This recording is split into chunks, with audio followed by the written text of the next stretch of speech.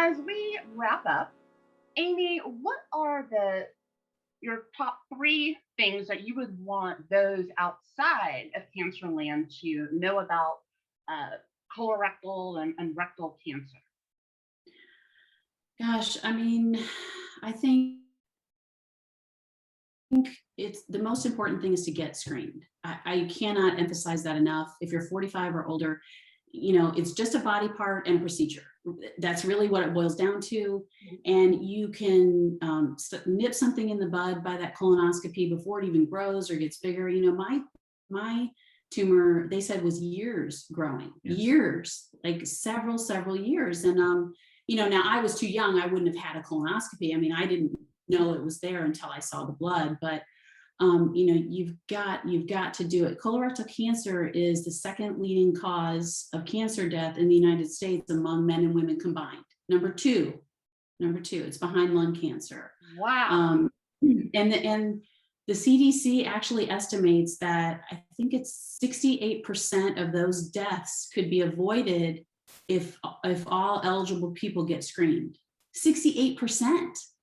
So, it is very preventable. It's very beatable, if you get screened. So that would be my soapbox about colorectal cancer. Get screened. Don't be afraid to talk about it. Don't be embarrassed. If you have a change in bowel habits, if your stools become thin, if you have unexpected weight loss, if you have abdominal pain, if you have excessive bloating or gas, talk about it. Go to somebody, go to a doctor. You may not need to do anything. You may watch it, you may have a colonoscopy, and hopefully it'll be nothing, but just err on the side of caution. Talk about it, go see a doctor. If you're 45 or older and have never had a colonoscopy, get one. Yes. I like what you said about like talking about it, because I feel like there's a stigma, like when you hear the word, rectal, it's like, oh my gosh, but this is your health, your body. Yeah. Like you got to take care of it. I mean, the rectum is a part of your body, Right. I had stage 3B rectal cancer. So yeah, you got to talk. Don't be afraid or embarrassed. I think a lot of people are just embarrassed because of the colonoscopy and where it has to go. And you don't feel a thing. It'll be the best 20-minute sleep. I'm telling you, I love when I put the milky white stuff in and I conk out. Yeah.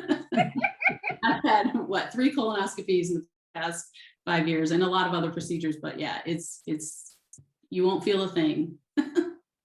So Garry, what are 3 things that you feel caregivers should do to support their partner, but also making sure that the caregiver voice isn't lost as well? I would say one of the biggest things would be have your moment, right? Find somewhere by yourself and just let it out. Cry, talk to whoever you talk to upstairs, but just get it out. Second, don't be afraid to accept the help. Yeah.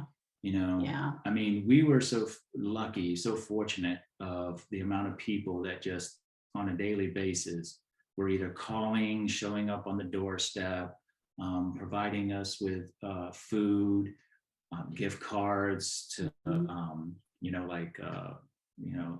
restaurants and stuff like that. So don't be afraid to accept the help.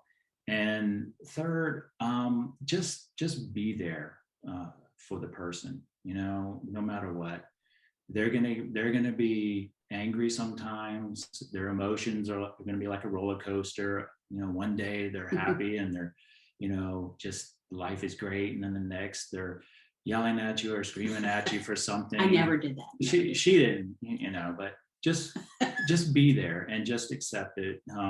Listen.